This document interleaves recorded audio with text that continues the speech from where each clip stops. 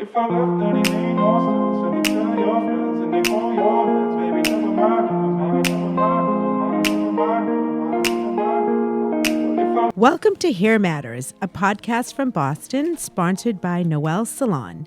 I'm Noelle. I'm with Aurora, and today we welcome our special guest, Rachel. Hello, and Rachel has been suffering with Trichotillomania, which is a hair pulling condition, for quite some time. Yeah, since about 5th grade or so. Wow. Was when it was really noticeable, I guess. That was the first When you initially first had. discovered it. Yeah. So Trichotillomania is a BFRB, body-focused repetitive behavior, and many of us suffer from it. I mean, I can tell you, I might bite my lip sometimes till I bleed, and I'll be honest, and I have anxiety. And Aurora, what about you? Yeah, I'm a skin picker. You're a skin picker. Which is part of BFRB. Correct, yeah. And then some of us will pull on our hair. I mean, it's so we're human, and I think acceptance is key. So, Rachel, you have been a client and a friend of our salon for many years, and you've always been vocal about your condition. And even when people come in, you've helped so many of our guests at the salon to feel comfortable. And I love your smile on your face. And you're just so free about talking about it. So we're going to interview you a little bit, and you can share your story. So let's start. Great. Sure. So, how old were you when you first discovered that you had Trich? So when I was younger, I've always, I was like a picker. I always picked at my skin. I picked at my nails. I chewed my nails. I drove my parents crazy. And then in 5th grade, there was a case of nits at my elementary school, and I got them. My mother flipped out, and she was really upset, and we were all kind of didn't really know what was going on. We were kids. But after that, I became much more anxious about things being in my hair and wanting to check my hair. And so that became, how's the best way to check your hair? Oh, you pull your hair. And so that's what really started it. And then by the end of 6th grade, I had a bald spot on the top of my head. And I naturally have really, really thick curly hair. But that doesn't really help when you have a bald spot about the size of like a golf ball. Wow. And so trying to figure out how to do my hair became this horrible challenge for my mom and I. And it just blew out of control. So I ended 6th grade, went into 7th grade with like a comb over, like full on, from like over my eyebrow all the way over, like an old man with like a button, like a beret or something. And it was pretty terrible. Yeah. So let me ask you a question. Do you think that that's where you learned the sensation? Because a lot of people that come to the salon will tell me that they have a certain sensation when they pull out the hair, or they look for a particular type of texture to pull on. Yeah, I don't know if at that time that's what I was looking for specifically. But yeah, I definitely can feel that now. I mean, I've been dealing with it for so long. Yeah. So, and this is a sensitive subject for Yeah. me as well. And I'm going back to skin picking real quick because I know it's like that same like feeling. It's this weird feeling that you're trying to almost grasp. I don't know how to explain it. But did you find that when you were touching your scalp that you were picking your scalp, or was it just strictly pulling your hair? For my scalp, it's always been more pulling. When I was younger, it was only pulling. As I've gotten older, it's a mix of both. It's more of a mix because I'm trying not to pull, so I scratch my scalp a lot, and I find that that's stimulating, and it kind of stops me from pulling sometimes. But yeah, I know it's kind of like a release almost when you find the right whatever thing you're trying to do, right? It's and it, like for people who are listening, it might be kind of difficult to listen to this if you don't have an idea of what we're talking about, because it seems like almost like mutilation, doesn't it? When you're talking about I think they try to say that it is, but I don't believe that it's mutilation. Yeah, well, when I was in high school, actually, I remember sitting around with a couple of friends, and one of them, she was a cutter, and she had found a website about these, self-harm things, diagnosis, and she goes, they're saying that you're pulling and you're picking stuff is one of these. And I looked at her and I said, no. And she was just like, what? I said, no. Like, it could maybe right now, yeah. And at the time, going into therapy when I was in high school, it was diagnosed as part of self-harm. But more research today diagnoses it more like Tourette's. Maybe when you first start doing it, you kind of get that little endorphin release from pain and the pleasure, whatever gets mixed. But now it's considered more like Tourette's. How is it like Tourette's? Because you don't know you're doing it. So people who pick and pull, there's two types of people. There's people that pull when they're bored. So you're watching TV and you run your hand through your head and you just start, you're twiddling your fingers in your hair. And the next thing you know, there's a pile of hair next to you. And you're like, what did I do? So that's the bored puller. And that's kind of who I am. There are other people who, when they're in a really anxious situation, they pull or they pick, or they'll pick their thumb or they pick their cuticles. Right. And so that's more of a nervous trick. So there's people who have anxiety. There's two types. You get anxious because you're bored. You don't have enough to do. And then you have people with anxiety who have too much going on and they just can't. In their head, they can't get out of it. And it's a release from that anxiety. So, yeah, I definitely get that release part. Yeah, it definitely makes sense. And as you're talking about it, it's like hitting so much for me because it's like, and I'm sure you feel like, you kind of always have to be hush about certain things and you kind of, you know what I mean? And it's like when you have someone coming to you saying, I go through it, I feel it, I know, it's like, oh my God. Yeah. Like, but isn't it comforting? It is. I find I suffer from panic disorder. And when I actually talk to somebody, I'll get a little heightened state of anxiety from just the conversation. But then as we go, I'll say, well, this is just part of being human.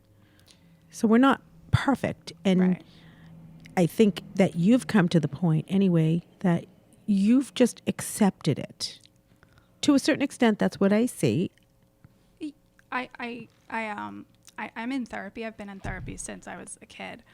And actually, I talked to my therapist that I was coming here today. And we talked about that, kind of the acceptance of having this kind of disorder. And there's two parts of it. You can accept that you have the disorder and seek help and kind of just be like, okay, I have it. It's part of who I am. But it doesn't have to be your only identity. Of course not. Oh, And yes. in hhy school, before I started coming to your salon, this is actually when right before I started coming to your salon. Wow, it's been that long. Yeah. I had that moment where I was ready to shave my head. And I was like, I got to shave my head. I can't have hair. I can't deal with this anymore. I'm going to shave my head. And I went to the salon and I had told my stylist I was going to do this. And she was kind of a family friend. And she told my mom. And so my father went to the same salon and he made an appointment the same time as mine. So when I got there, like after school, This is not our salon, by the way. No. Right. And I haven't been there since this I moment. don't blame you. He showed up and he and I talked and he was like, you're not shaving your head. Like, we're going to talk about why you want to do it. Get your hair cut. Let's do your own thing. Do you feel like it helped you, him doing that? Yeah. So when we got home, I saw, he had found Noelle on YouTube, one of her earlier videos, talking about Trich and what the salon does for people with Trich. And he was like, you're going to go and you're going to see what this is. And I don't care about anything else. I don't want you to be so unhappy. That is such amazing support to have. Yeah. There's a lot, especially from a man. I mean, I have to tell you, no offense to men out there. And there are men who do suffer from this. Yeah. It's just that they can hide it a little easier than we can. Well, it's more socially acceptable to shave your head as a guy. Exactly. Yeah. You don't see all that. Right. The So, patches. Yeah. And it was tough. Well, I'm glad you found us. But I know you've gone through your times of struggle, of course.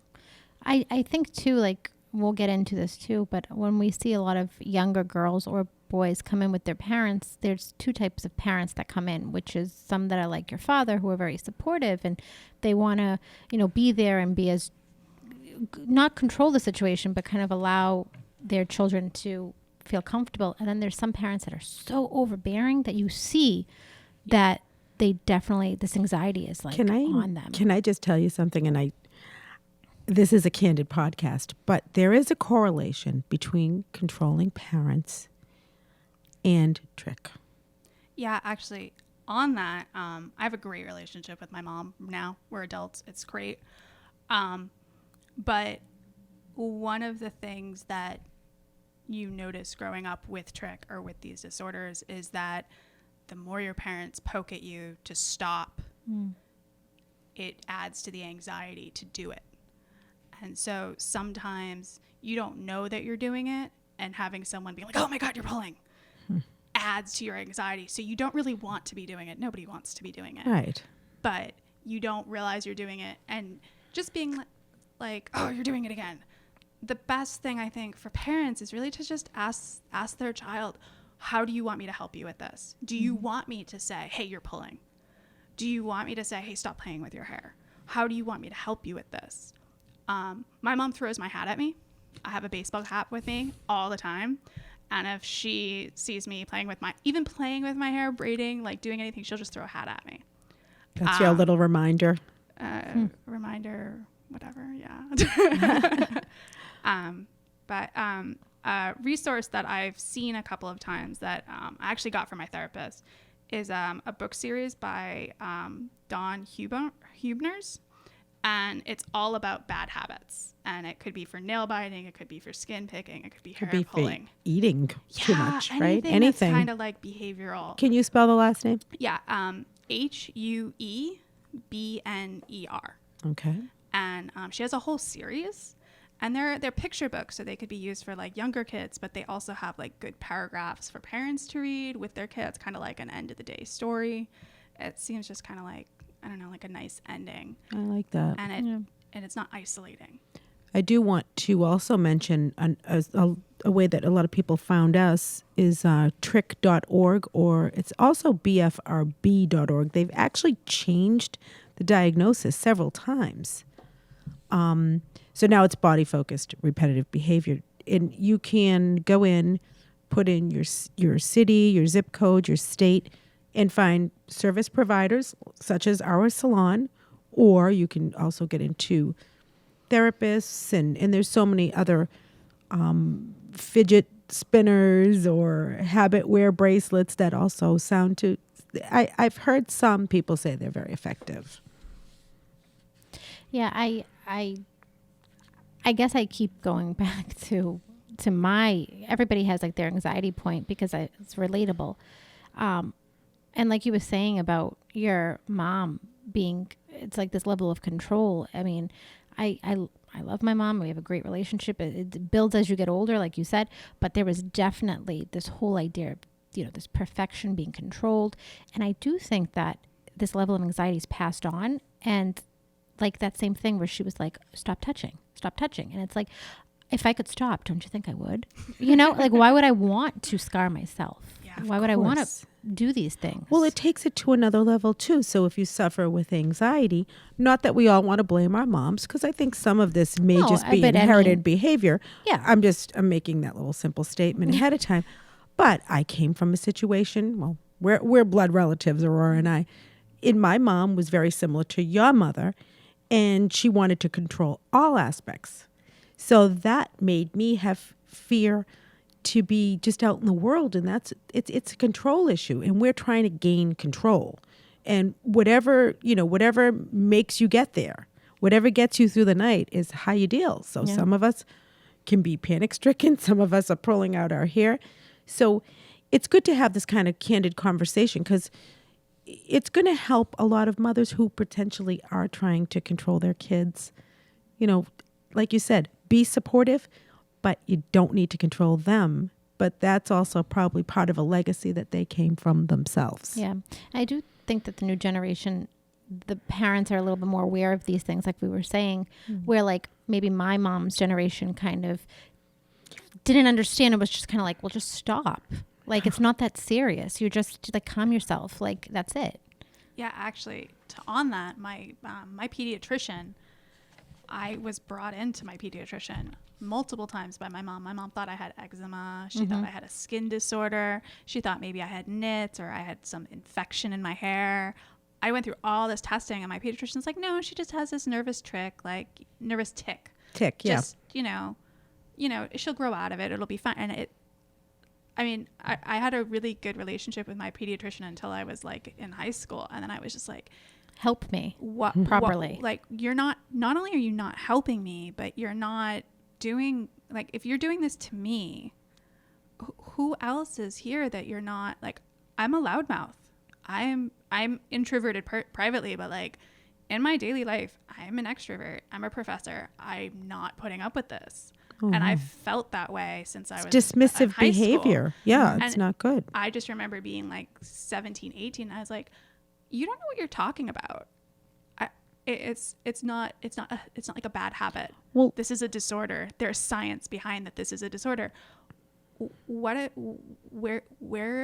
aren't you doing anything about this? Yeah. Well, in fairness to people, Right. I've owned a salon for 20 plus years. You've been with me for a good 10 of those, Aurora.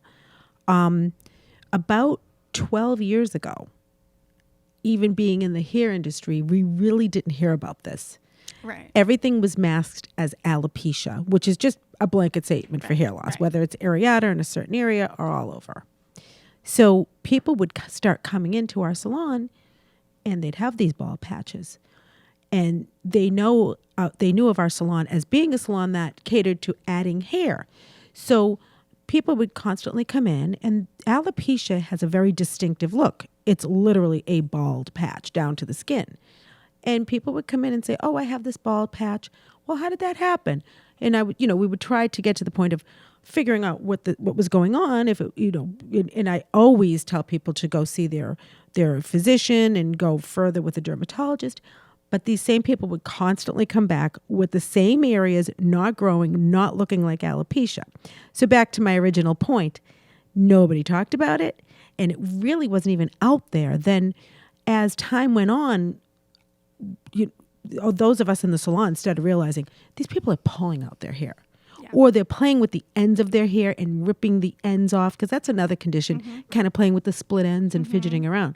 So I think the old school beliefs, they don't even understand it. So your physician, your doctor at that time probably was just clueless and get over it. Yeah. Yeah. Even so, like, for instance, when you were saying that you were constantly going to the dermatologist because your mom's like, what's wrong with her Oh skin? no, Check she's it. not even the dermatologist, just the PC. Just the, yeah. Yeah. I had the same thing of it was like, so I have, I forget what the proper name for it. It's almost like where your body has too much protein in the skin. It doesn't, what's a ketose? I don't know. They're like the a milia. Yeah, they're Yeah. very little, like, they call them chicken skin. Yeah. So I had that. So it was like, that's what started my skin touching, because it was this, I had something, and that was that whole thing of like, get a cream, get a, exfoliant, get an acne this, and it's like, It doesn't. again, No. just, and my husband too, it's like sometimes, he's better now, like how your father is better now, but he would be like, just stop. Do you want me to tell you every time you're doing it? And it's like, but that's also worse. You're constantly like, you're doing it. It's just something stronger than you, I guess, in a way. Well, I think you can do your best to. So the habit wear bracelet, let's talk about what they have out there today. Yeah, I'm interested. Okay. Yeah. Have you- So I've never heard. I looked it up. didn't? I had Oh. no idea what they were. I mentioned it to my therapist, and she was like, "Oh," and she kind of gave me an idea. I've never used them. What did your therapist think? She thought it was interesting. She likes the fidget spinners. She mentioned this. I think it's a little weird. I've seen it a couple times. It's it looks like a hair extension, and it's on a hair elastic. Oh yeah, you showed me. Yeah, I showed you a picture of that at the salon. I know it look. I know it sounds. Aurora's Yeah. giving me a funny look. No, it is. It's literally like with the hair extensions you have at the salon. Yeah. But at the end, it's like connected to an elastic Okay. that you would you put the elastic around your wrist, and you can spread the hair out. You can play with the hair. You can braid it. It's for people who maybe they don't pull, but fidget spinners don't really work.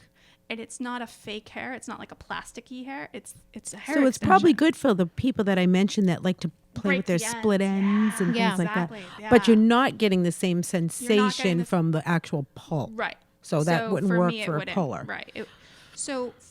For me, I like textured toys, and I've mentioned this a couple times.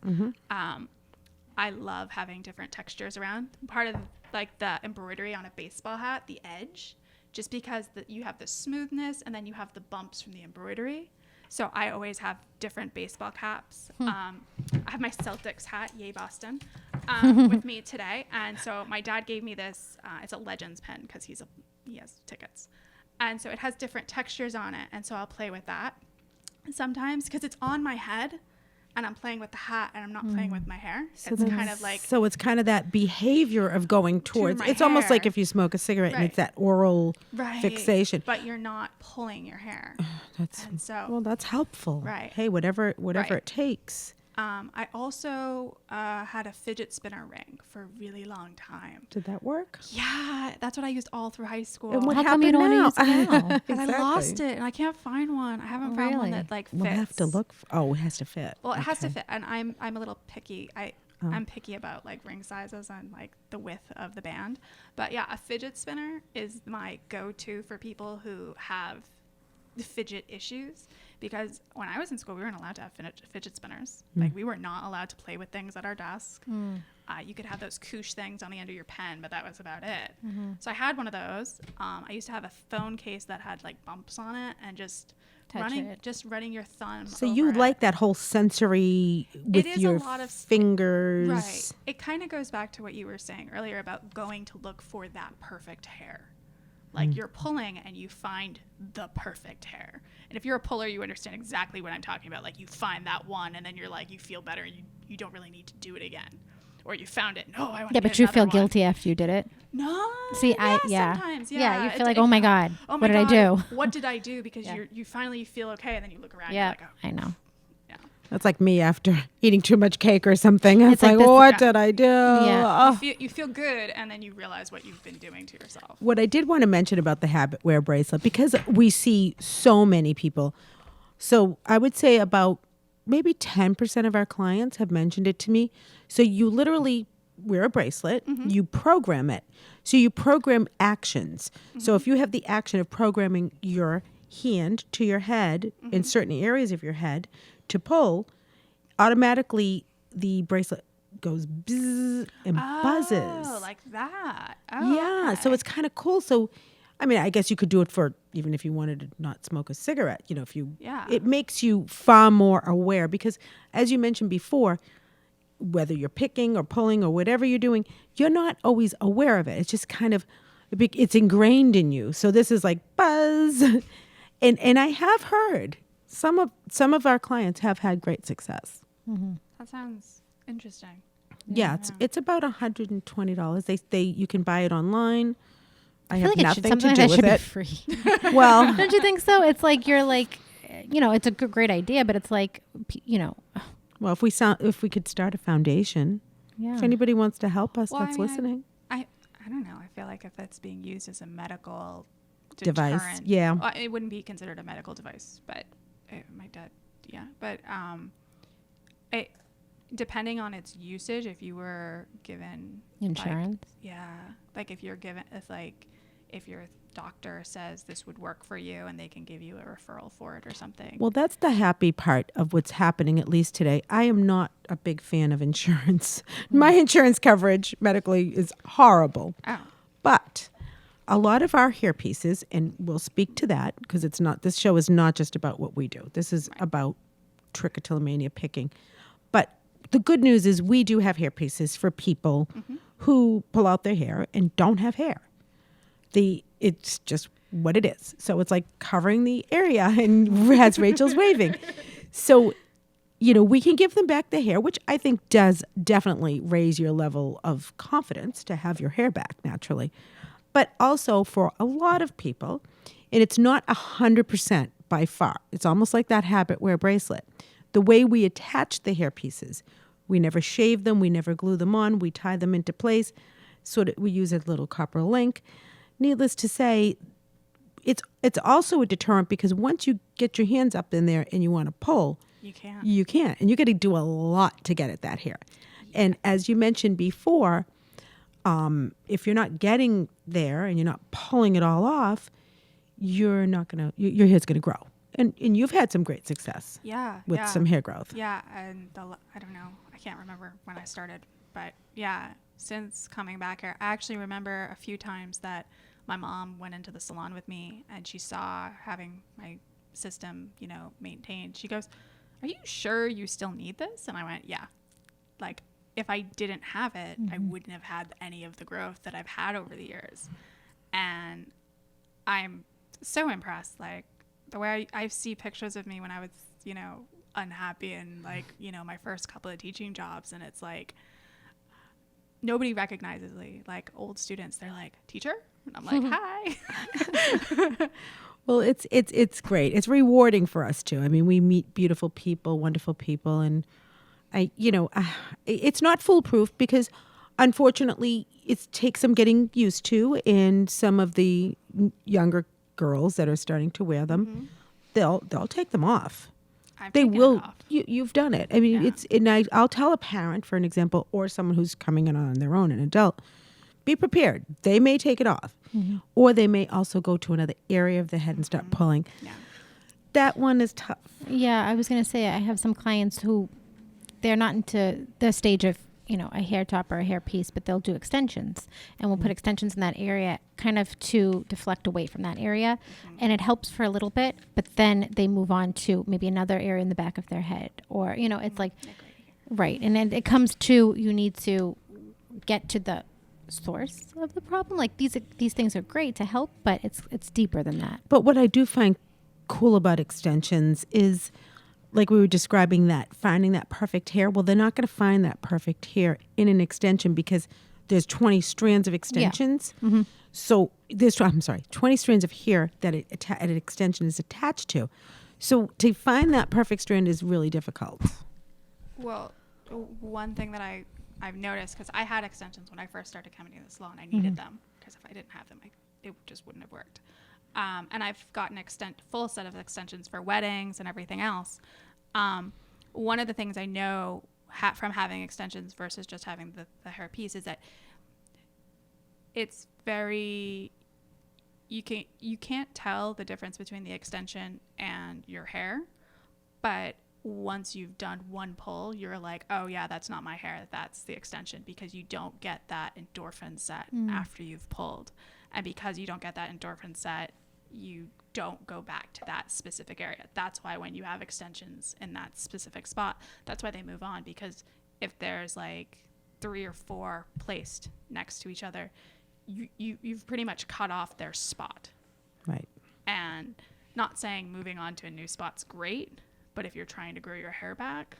How about sometimes we'll just distribute them all over the head. Yeah, that's what I did for my friend's wedding. Right. And that was great. And it'll help. I mean, you know, I wanted to get into something else too. Yeah. So before, you know, you've been coming to us for years, and there's 2 things I wanted to get into. First is, if you don't stop some of this behavior soon enough, you will have permanent hair loss. I was just going to say that. How bad does bad have to be for this almost scar tissue to build over and you don't get hair? I have places that doesn't grow back. Okay. And how, like, those were very active areas that you were always... Yeah, they're still pretty. I have 2 cowlicks, and I've been told by my stylist to leave them alone several times. Is it because you cut the skin in your scalp? No, it's because you've worn out that area. That area, the hair grows in at it's a different type of hair that grows in that specific spot.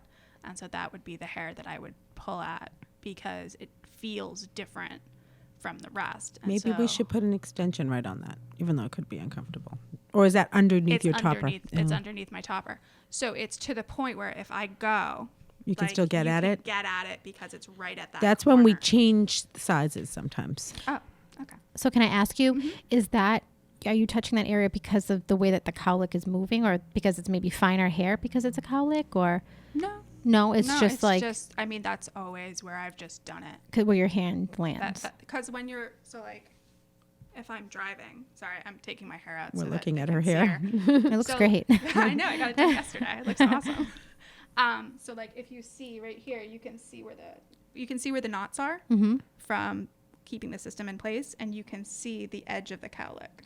So the key is, at that point, we can get a bigger system next time. Well, that, but also one of the things that my stylist does is she specifically puts in more anchors in that area so that I can't get to it. That's And that being Yodit that works at the yes, salon. that would be In case Yodit. she's listening, we want Yeah, to that's shout Yodit. out to Yodit. I asked her to come in, but she's too I shy know, to she's speak. very shy. She won't. So the other thing I wanted to touch upon is, and I'm kind of conflicted with this, guys, and I need your opinion. The online trick support groups, to me, some of them seem to be saying, "Oh, we're pulling out our hair. This is cool. This is fun." I don't know how I'm others sorry. feel. Wait. Have you seen this? No, I Okay. again, I haven't dove into this world yet, but now that I know that there's a world that they've kind of made a BFRB where it's like a body issue, Focused, I'm yeah. probably going to, but I can't. So they're is it like they think they're doing some reverse psychology support? So when my father found Noelle on YouTube, I also went on YouTube because I was like, there's got to be other stuff too. Yeah, of course. And so I found she's now, I guess she's a YouTube celebrity now. Her name's Becky. Mm-hmm. And if you Google Becky Trich on YouTube, you will find her. Can I Google it while you guys talk? Yeah, Yeah, go go ahead. for it. I'm Go curious. towards her older stuff. Her newer stuff's really faith-based, and I don't particularly care for it. But her older stuff was about her adolescence dealing with having Trich. And it just felt so like apocalyptic. Oh, I have this. I have to shave my head. And I was just like,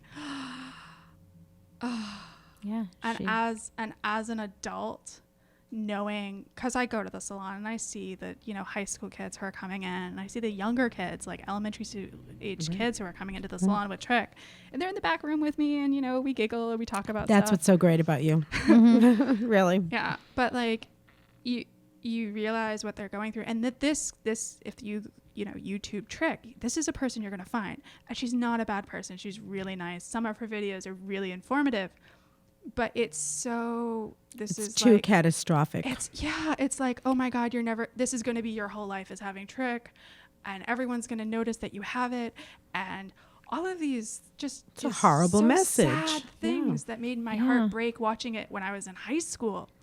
And I had this great conversation with one of my best friends who's he's a pharmacist. He works out in Boston. And we were talking about me doing this, and he goes, "Wait, you have Trich?" I've known him since I was 14. And I said, "I've always had Trich." And he goes, "You had Trich? I know about Trich." And I Yeah. said, "Yeah, you never noticed that I had like really bad hair on the top of my head?" He goes, "I just thought you just liked wearing your hair that way." I was like, "We went swimming together." And he goes, "Yeah, I just figured you had thinning hair. Like people have thinning hair." I was like, are you being serious? Are you joking?" And he goes, "No." And so one of the things that I realized by being friends with him, he never cared. He never noticed. Nobody notices half the things we notice about Right. ourselves. And- Truly. And I really want people to know that, yeah, there's a lot of negative stuff about Trich online. There's a lot of people who will make it seem like it's the end of your world. Yeah. I'm a professor. My students have no idea. They No. have no And idea. some of them may have it too. No, probably. Well, just looking at this girl, I mean, going to the extreme of shaving her hair makes people think that there's no option for them. Yeah. It's like, okay, now I have to shave my hair or Yeah. live like this. It's like, no, you don't have to be ashamed, No. but you can also not wear it right on your sleeve either. You Well, don't it's have to. almost become like, so what I see with these, say a Facebook group or even Instagram pages, it's almost like this cultish emo behavior that I think doesn't necessarily, it seems like someone who's vulnerable could go into that and may not end up all that happy in the end Yeah. versus other forms of therapy, There are so many treatment plans. resources. Right, exactly. And that doesn't seem to be the best. No. I mean, I know growing up here in the Boston area, there's a lot of groups that meet and talk. I have friends from high school who also had Trich, and they went to the groups and they had a lot of success. There's so many outlets that you can look into that give you a positive outlook, and it doesn't have to be the end all be all of your entire life as having a skin disorder or having a hair pulling disorder. Absolutely. So And important. I don't want kids to feel like, I have this thing and I have this thing with my hair, and it's not the worst thing in the world. Oh, there's some terrible things, terrible diseases that one could have, and I'm not downplaying No. it, but that's why I said to you, acceptance. I'm not saying that you're going to go do cartwheels. Oh wow, this is great, but at the end of the day, you live like any other person. And not to knock anyone who shaves their head. No. I had a friend in high school who she had it really bad, and she would try not to pull her hair for months. And I think the longest she ever got her hair in high school was to her shoulders. And she was my friend's older sister. And every once in a while, she'd just shave her head and come to school, and she'd wear wigs, and they were fun and colorful. And she's the nicest person. She's an amazing person. If she's listening to this, she knows exactly who she is. She's the bomb. You got to tell her to listen. Yeah, I know. But like, she was actually a really great resource for me, because she was like, you don't need to do this unless you want to do it. Like, if you think that if shaving your head is the only way that you can deal with it, go for it. Do it if it's going to make you happy. But if you're not going to be happy after you shave your head, if your hair is the only thing that you think is going to make you happy, you got to think about that too. Right. Like, you going to let this define you? And for me, I kind of refused. And I kind of just, I couldn't let that be the only thing about me.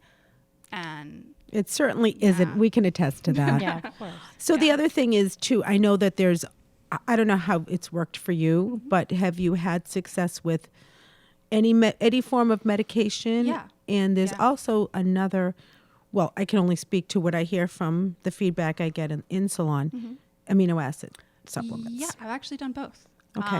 Which could work for skin picking as well. Yeah. So I did, I think they're called SSIDs.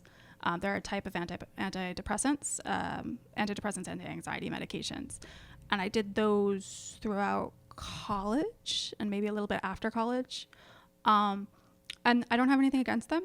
I kind of just wasn't, they worked for a really long time, but eventually, if you do become, your body gets used to them. They poop out. They do. Yeah. And they can have some weird side effects that I wasn't a fan of. Like, like just like personal weird stuff. Like, okay. Like I had a boyfriend and I just wasn't interested in him Okay. anymore. But that can happen with a lot of antidepressants. Right. there's sexual side effects. Yeah. Yeah. But the SSIDs are known to have them, and they're also known to be one of the only types of drugs that work with Trich. Oh, wow. Yeah. And what what would be some of the, off the top of your head, that would be considered SSID antidepressants? Do you know? Like, it's not like Celexa, normal. right? Is it Celexa? Like Celexa says, I thought it was SSRI, but it's also SSID. Maybe I'm just getting the SID wrong. Well, they're reuptake, serotonin reuptake. Yeah. Yeah. Yeah. So yeah, there's They do come with side effects, Yeah. and then your body they unfortunately keep you sort of dull too.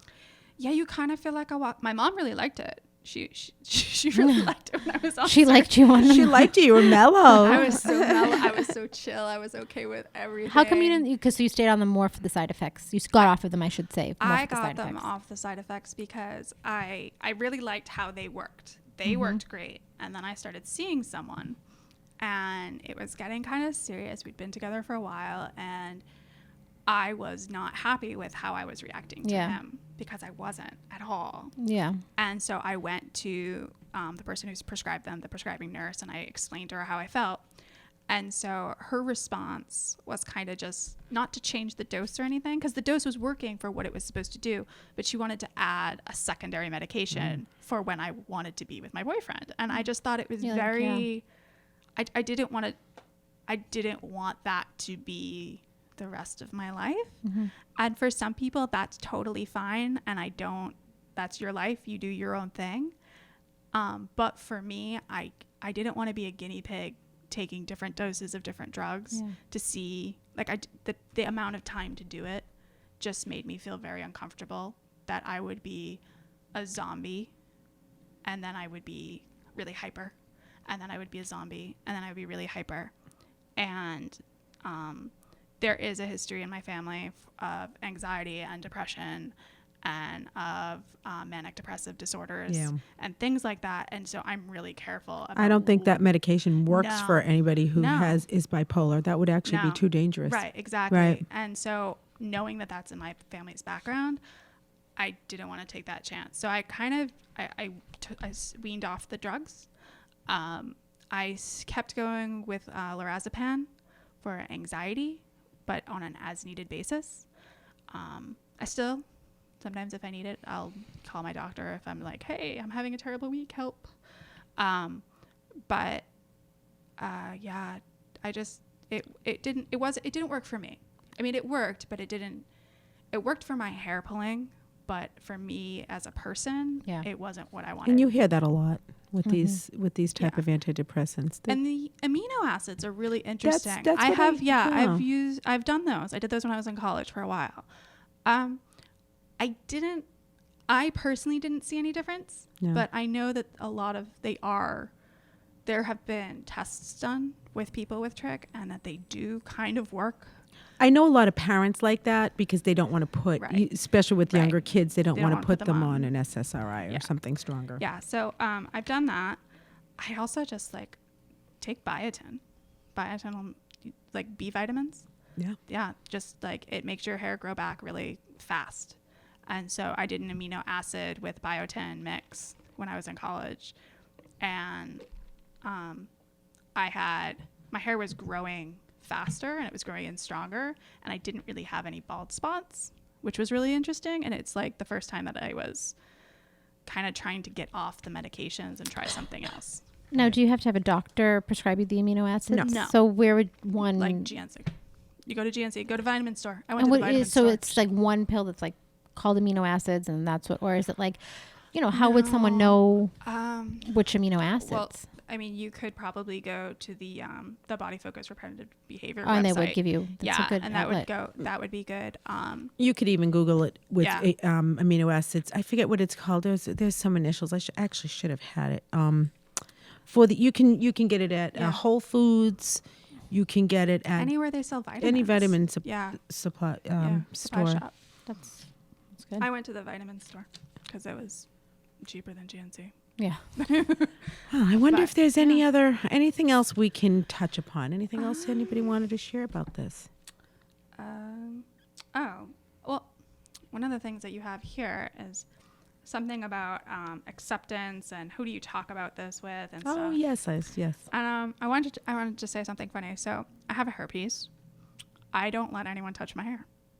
I only let Yodit touch my hair. Or if I'm at the salon, who's looking into the system, I'll let them put their hands through my hair. I've, since 5th grade, since I got nets, I don't let people touch my hair.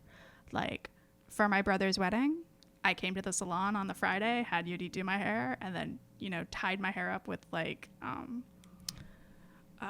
bunch of scarves, silk scarves, and like slept like a zombie so I didn't ruin my hair. I remember this. Yeah. Well, because that's what ends up happening. You become really attached to the person that you share this. It's intimate. You share this with, and that's it. I just don't. Well, it's also like I don't want anyone touching my hair. I don't want anybody touching my hair either. Yeah. But quite frankly, I don't like it. I agree. No, but I mean like boyfriends. No. Yeah. Like, but do you tell them? I think what I was going to ask you is if you actually speak of it to them. It depends on how long I'm with them. Mm-hmm. I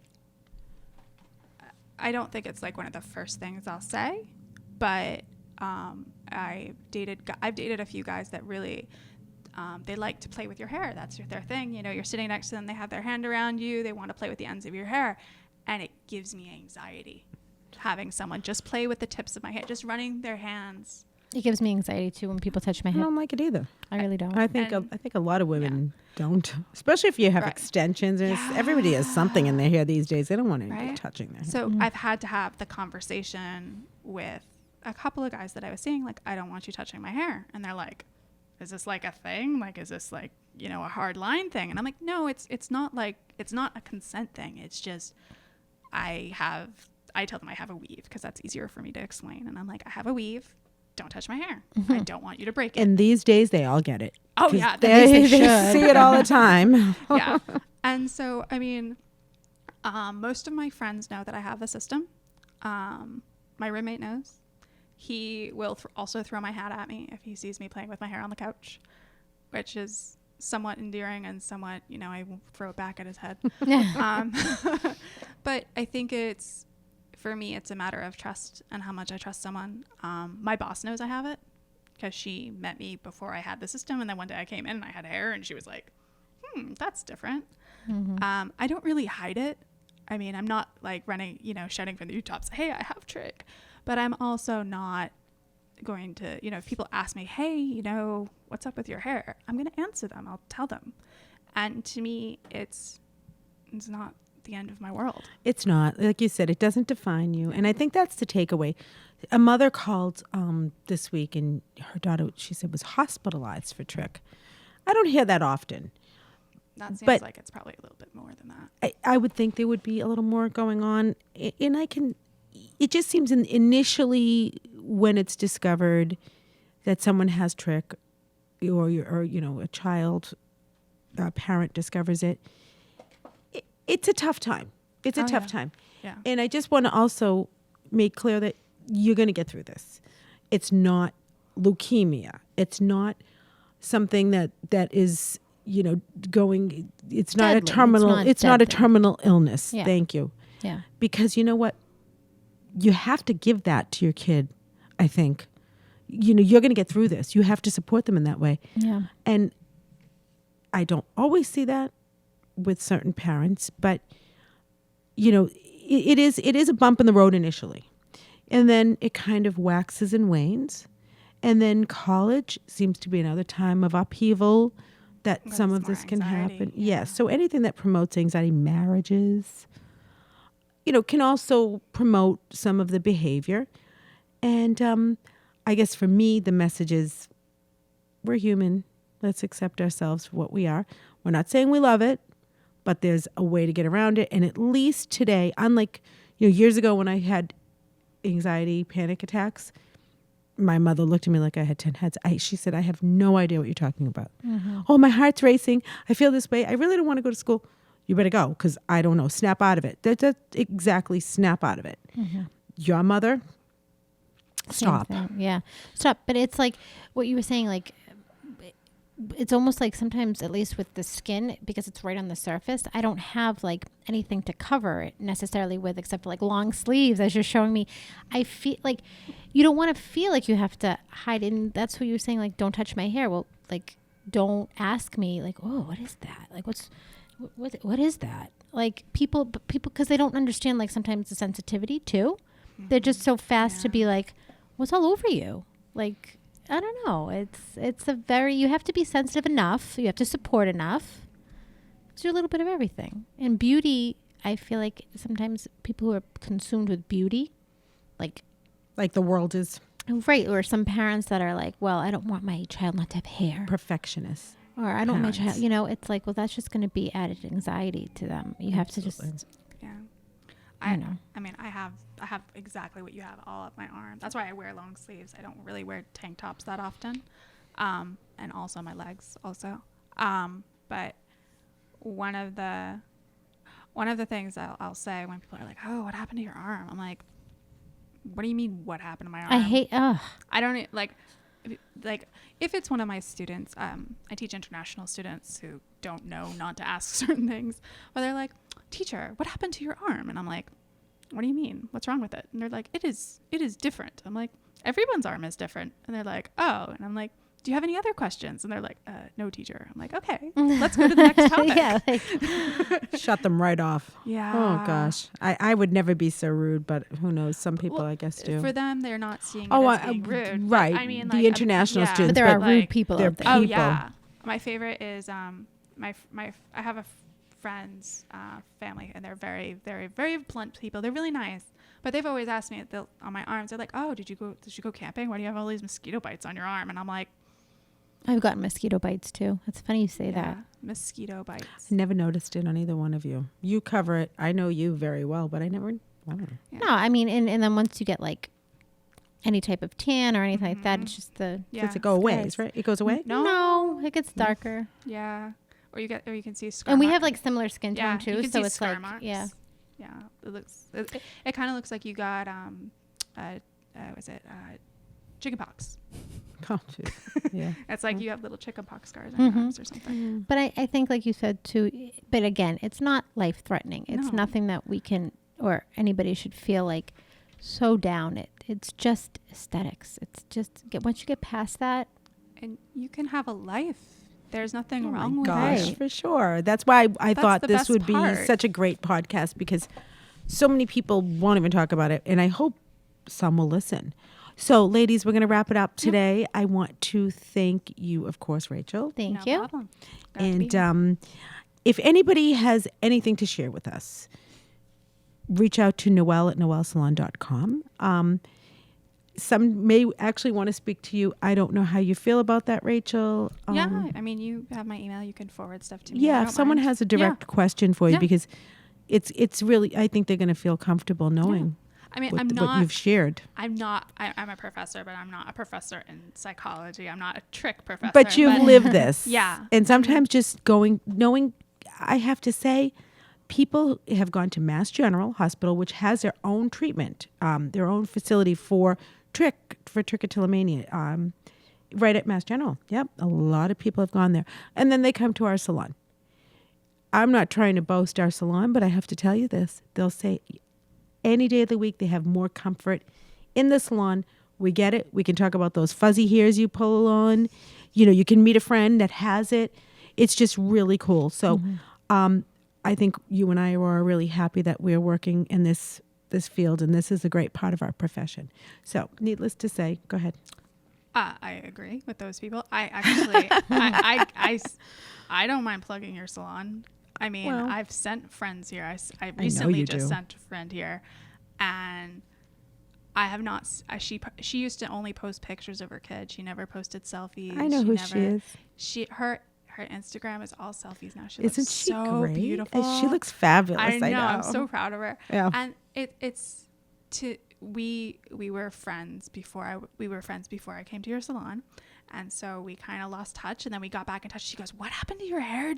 Are you on new meds?" Like, I was like, "No, what are you talking about?" And she's like, "You have hair," and I went, "Oh yeah, that." And then I told her to go see you, and I mean, the best, I think, honestly, the best part of going to your salon is knowing that no one's looking at you, and if you don't feel comfortable going to get your hair cut, there's a private place for you to get your hair cut. And there's Yeah, no we have a back judgment and zone. there's no judgment. It's Not a at back all. room. And like, you know what? Nobody cares. Everyone's there getting extensions. Nobody cares at all, really. Everyone's getting extensions. They're getting their hair colored. And you feel like you're part of a regular salon, but you have that privacy of, Yeah, we like it better. We didn't want to have a hair club for men or women type atmosphere. no. You know, we didn't want that, because that's once again why people don't really like Mass General, because that really It's so- medical, it's clinical, stuffy, yeah. clinical. Yeah. Thank you, clinical feeling that we don't want. We want to make this like that's it. Fun. You come Yeah. in, you're fine.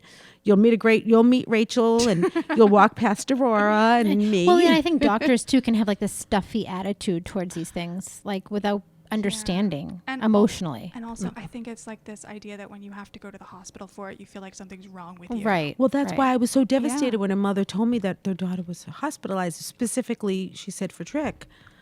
Hopefully that's not the case. But I guess Yeah. it can, just like anxiety and panic can lead you into depression. She possibly was depressed, but I'm hoping that she'll come in. Yeah. That I 'Cause I think highly we can help suggest her. it. Yep, I I think think we- it's such a positive It's not atmosphere. just one facet. We are just one facet, Yeah. but an important part. And then you can reach out and do whatever else you need to do. But so we want to tell you, you can find us. This podcast is Hair Matters, and you can also reach out to Noelle at noellesalon.com, Facebook and Instagram under Noelle Salon. You can check out Aurora, Yep.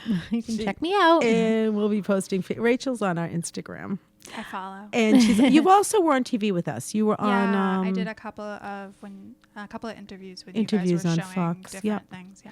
So anyway, you can find us online, reach out, and go to bfrb.org, and we hope that if you have any questions, you'll reach out. And our podcast is on, I think I said this, but I'll say it again, iTunes, Spotify, iHeartRadio, Stitcher, Google Play.